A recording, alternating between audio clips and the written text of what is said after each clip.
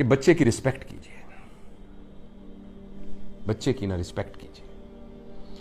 आप अपने बच्चे को क्या बनाना चाहती हैं? बेटे को कुछ ज़हन में चले, ख्याल होगा आप क्या बनाना चाहती हैं? जो आप अपने बेटे, फर्ज करें आप चाहती हैं कि आपका बेटा जो है वो जज बने हाई कोर्ट का, और उसकी उम्र है 3 साल, ठीक है, वो एक कुर्सी पे बैठा हुआ है, और आपने कहना थी कुर्सी खाली करो, खाला आई है तुम्हारी, तो आप उसको कैसे कहेंगे उठो?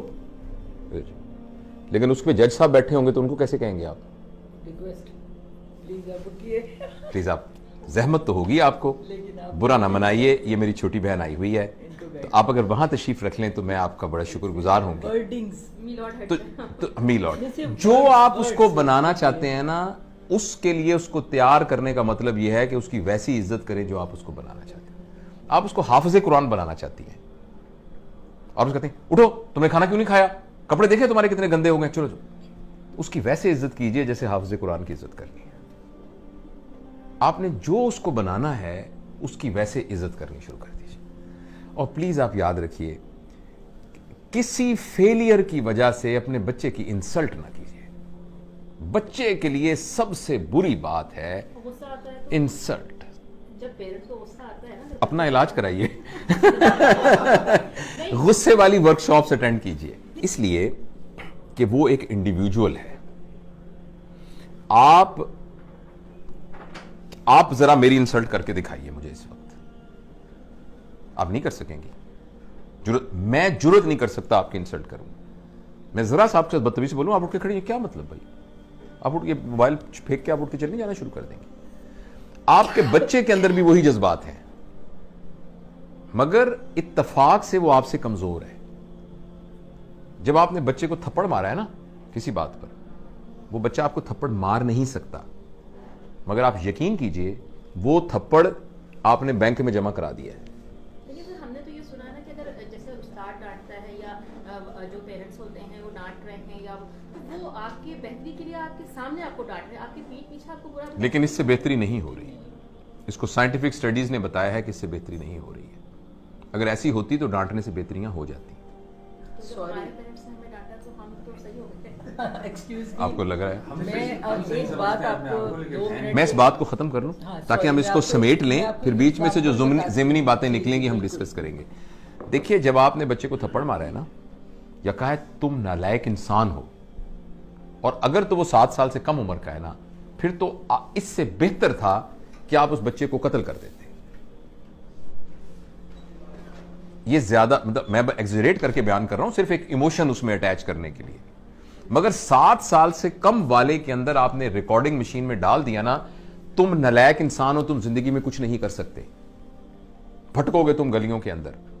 आप यकीन करें, वो 7 साल के बाद सारी जिंदगी आपकी इस बात की लाज रखते हुए साबित करेगा कि मैं भटकूंगा।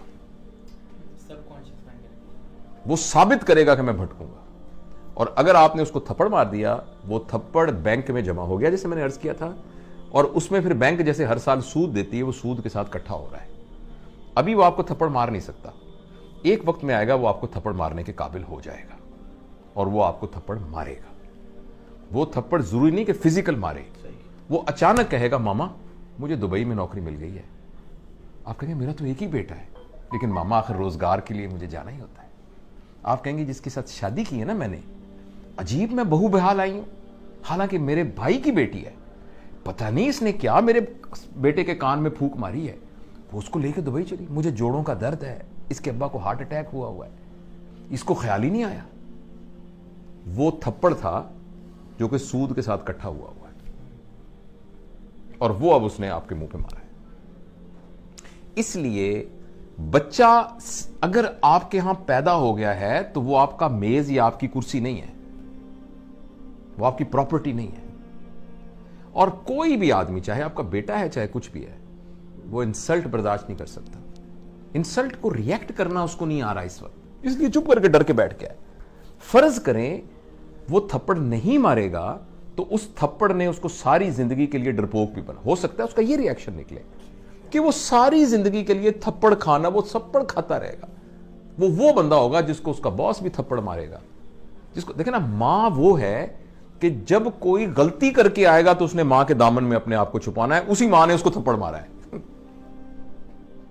तो मां का फिजिकल होना तो इतना बड़ा क्राइम है कि जो हम सोच भी नहीं सकते। और इसको मैं अपनी तरफ से नहीं कह रहा, इसको पूरी साइकोलॉजी ने, पूरी चाइल्ड साइकोलॉजी ने साबित किया। अगर आपने बच्चे की बेइज्जती कर दी ना, किसी बात के ऊपर बेइज्जती कर दी, ये बेइज्जती अगर वो आपके खिलाफ नहीं इस्तेमाल करेगा तो वो पूरी दुनिया को इजाजत दे देगा अपने खिलाफ करने की। तो दूसरा ये है कि उसकी बेइज्जती ना करें किसी बात। और खासतौर पे आप बेइज्जती किस बात पे कर रहे हैं मुझे बताएं। तुम्हारे नंबर नहीं आए सही, क्या जिंदगी नंबर गुजारने का नाम है? नंबरों के ऊपर जिंदगी होनी चाहिए। मेरे पास मेडिकल कॉलेज में स्टूडेंट्स आते हैं 1200। मैं पब्लिक मेडिकल कॉलेज का हूं जिसमें मुफ्त, तकरीबन मुफ्त पढ़ाई होती है। तो 80,000 बंदों में से चुन के आते हैं बंदे 3,500, जिसमें से 350 मेरे पास आते हैं। आपके ख्याल में वो क्या बच्चे होते होंगे जो 1200 नंबर लेके आते हैं? और वो पहला इम्तिहान जब होता है ना, हाय अल्लाह हमारा इम्तिहान हो रहा है, हमारी स्टेज हो रही है, कहीं मैं फेल ना हो जाऊं। क्या ये वो बच्चा था 1200 नंबर लेने वाला? नंबरों ने क्या कर दिया उसको? आप सिर्फ इसलिए अपने बच्चे को इज्जत करेंगी या करेंगे कि उसके नंबर आते हैं। और जिंदगी गुजार में नंबर होने की क्या अहमियत है? इतनी सी अहमियत है। तो बेसिकली नंबर लेके हम अपनी ईगो को सेटिस्फाई कर रहे हैं और बच्चे को तबाह कर रहे हैं। वो नंबर ले ले, बड़ी अच्छी बात है, मैं ये नहीं कह रहा कि नहीं नंबर लेने चाहिए, मगर ये नहीं है कि उसकी बेइज्जती करें आप। पूरे पंजाब में 3,500 लोगों को दाखिला मिलेगा, 80,000 अप्लाई करते हैं, 2 लाख ख्वाब देखते हैं इसके। तो उन 3500 के अलावा बाकी सारों की मां बापों को यह इख्तियार तो नहीं है कि उनकी बेइज्जतियां करनी शुरू कर दें। तो पहला प्रिंसिपल मैंने आपको यह बताया कि 7 साल के लिए आप अपने ऊपर एक पाबंदी लगा दें, ठीक है। दूसरा मैंने आपसे अर्ज किया है कि आप रिस्पेक्ट करें उसकी। जब आप लोगों को डिसरिस्पेक्ट करते हैं ना, तो पता क्या होता है, या तो वो रिटेलिएट करते हैं अगर पावरफुल हो, अगर वो पावरलेस होते हैं तो उनकी सेल्फ स्टीम और सेल्फ एफिकेसी कम हो जाती है। उनको लगता है मैं गंदा हूं, मुझे लगता है मैं बुरा हूं।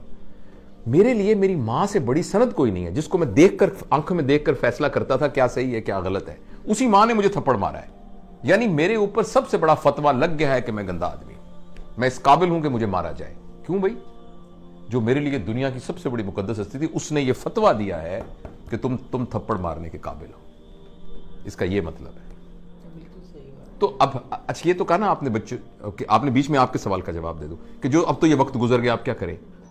अब ये करें कि बच्चे को बुलाएं और बुला के कहें, बेटा अब तक की जिंदगी में तुम्हारी तरबियत के सिलसिले में अगर मुझसे कोई गलती हो गई है तो मुझे माफ कर दो। वो कहेगा मामा आप क्या कर रही हैं, क्योंकि वो सब कुछ उसके सबकॉन्शियस में। उसका नहीं बेटा, मेरा ये फर्ज है कि मैं तुमसे कहूं, मैंने कोशिश नहीं की, मैंने जान के कुछ नहीं किया, मैं तुमसे बहुत प्यार करती हूं, तुम मेरे दिल के टुकड़े हो, लेकिन फिर भी मैं समझती हूं कि तुम्हारे कॉन्शियस में, सब कॉन्शियस में किसी जगह अगर तुम्हें ख्याल हो कि मां ने मुझे, मैं बेटा माफी मांगती, प्लीज मुझे माफ कर दो, और मैं तुम पर इतबार करती हूं, मैं तुमसे बहुत मोहब्बत करती हूं, और आइंदा तुम्हें मैं बिल्कुल नहीं कहूंगी, लेकिन तुम सिर्फ एक वादा करो, जो तुम्हारे दिल में हो मुझे बता दिया करो, लेकिन मैं तुमसे वादा करता या करती हूं कि मैं तुम्हें आइंदा इंसल्ट नहीं करूंगा। हाँ, मुझे कुछ अच्छा ना लगा, मैं तुम्हारे साथ शेयर करूंगी, मैं तुम्हारे साथ आर्गू करूंगी, मैं तुम्हें समझाने, लेकिन मैं तुम्हारी बेइज्जती नहीं करूंगी आइंदा, प्लीज। ये तो ये इसका हल है जो बड़े हो गए उनके साथ। अच्छा।